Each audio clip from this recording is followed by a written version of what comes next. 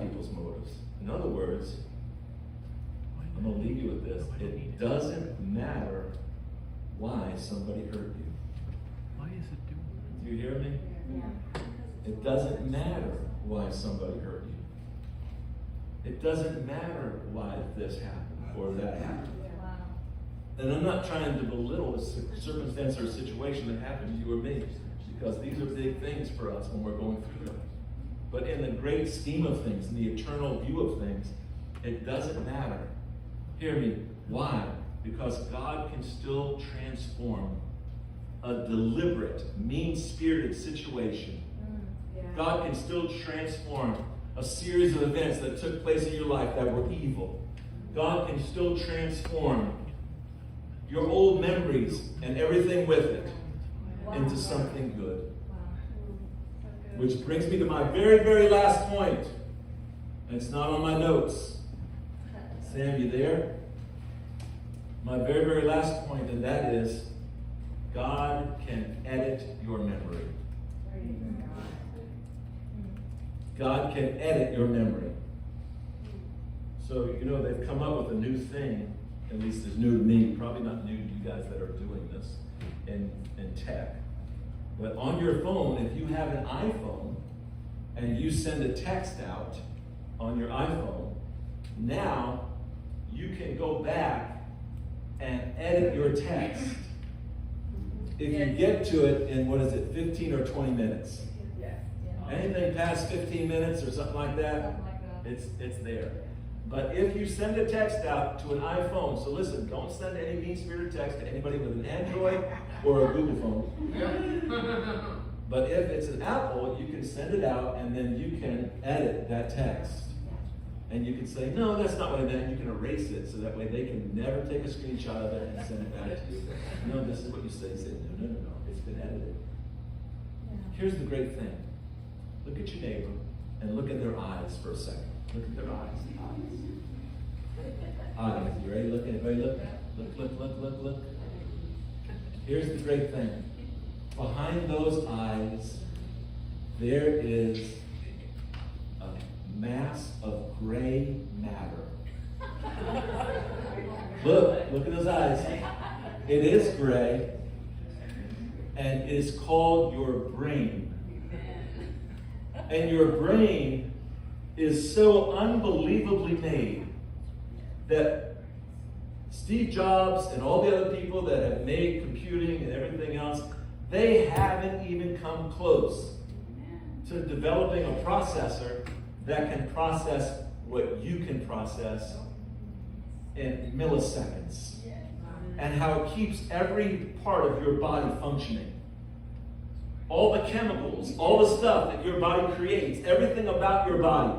Just your eye alone has so many processes in it that there's no way, if you actually study a person's eye, there's no way that you could say there's no God.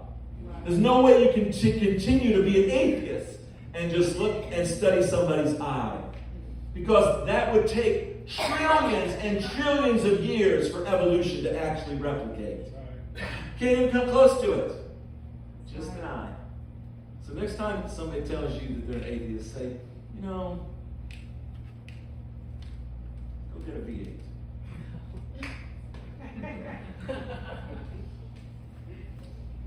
They should have a V8. You know what a V8 is, right? Some of you guys do. Anyway, the great thing is this. Your brain can be edited. So you can actually think about something that happened to you, and God can come back and He can look into you and He can show you that, hey, this was meant for evil. Now, when Joseph was thrown into that pit by his brothers, they were jealous of him.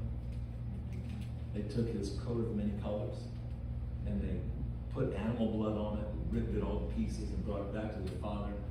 Said, Jacob, look at this. He's been killed by wild animals. Instead, he's in a pit. They were going to kill him. But Judah says, hold on, there's a caravan of people going to Egypt. Let's sell him. His own brothers sold him. Right? And he goes to Egypt. I mean, that's really bad. And he had just had a dream that everybody was going to bow to him.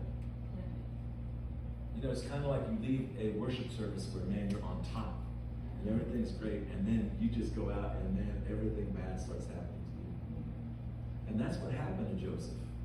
And it was not just one thing, but it was another and another. And he just kept going from bad to worse. Right? Have you all ever woke up in the morning and said, maybe I'll stay sleeping a little bit longer? Right?